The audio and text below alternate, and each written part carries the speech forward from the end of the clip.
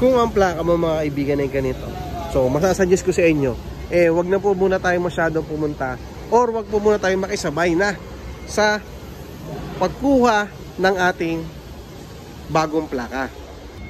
Kung ganito naman ang iyong plaka, pwede ka na rin kumuha niyan. Basta 2014 hanggang 2017 lamang ang mabibigyan ng ganyang klase ng plaka or yung mapapalitan ng ganitong klaseng plaka. Mga kaibigan, ito kasi marami sa atin ang natatakot na baka daw after ng August 30 is mahuli na sila kasi nga po wala pa silang bagong plaka. Ito ang totoo mga kaibigan, hindi po manghuhuli si LTO kapag hindi po tayo nakakuha ng bagong plaka. Kasi isipin nyo na lang, 2014 hanggang 2017 pa lang muna ngayon ang binibigyan nila.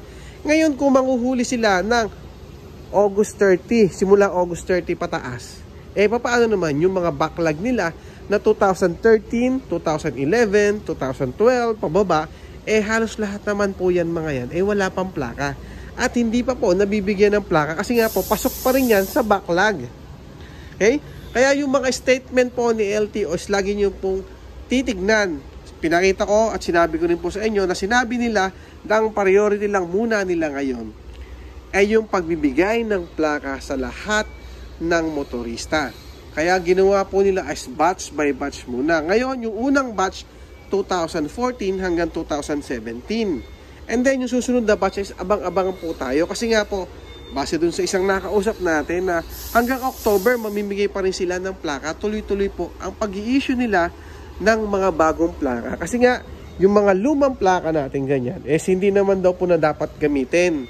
So hanggat maaari mapalitan na po nila ng mas maaga yung mga ganang klaseng plaka. So sa mga nagtatanong kung paano kumuha ng plaka at anong gagawin nila kung sakasakali na yung plaka nila ay 2013 pababa tsaka 2018 pataas, mag-abang-abang lang po tayo mga kaibigan. Mag-antay lang po tayo ng announcement. Siyempre magpo-post din po tayo dito at mag-upload tayo dito kung ano magiging status ng mga bagong plaka or yung mga 2018 pataas. Kasi nga po lagi ko pong ina-upload to, lagi ko pong sasabihin sa inyo kung ano yung pinaka-latest na gagawin ni LTO para sa ating mga motorista.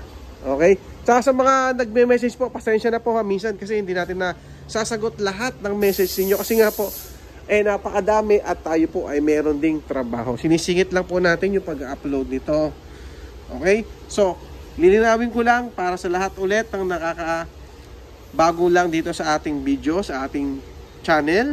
Hindi po manghuhuli si LTO kung hindi po bago yung plaka natin. Kung hindi nyo po napapapalitan yung inyong plaka, hindi po kayo hulihin. Starting September 1, wala pong mangyayaring panghuhuli. Okay, sa mga checkpoint, normal lang po ang gagawin nila. Titignan yung ORCR, yung lisensya, kung expert to o hindi, kung may side mirror. Okay, so yun lang po ang gagawin nila, pero the rest hindi na po. Okay, at abang-abang din po sa mga gagawin pa nating ibang video kung saan at kailan uli sila magkakaroon ng caravan simula Region 1, 2, 3 hanggang Region 12 ipopostpone natin. Okay? Sa mga gusto magpa-transfer naman, antay po tayo ng amnesty. Sa mga wala pong deed of sale, amnesty po din ang aantayin natin dyan sa mga ganong bagay. Okay? So yun lang, maraming salamat mga kaibigan. Siyempre, ingat po tayo palagi.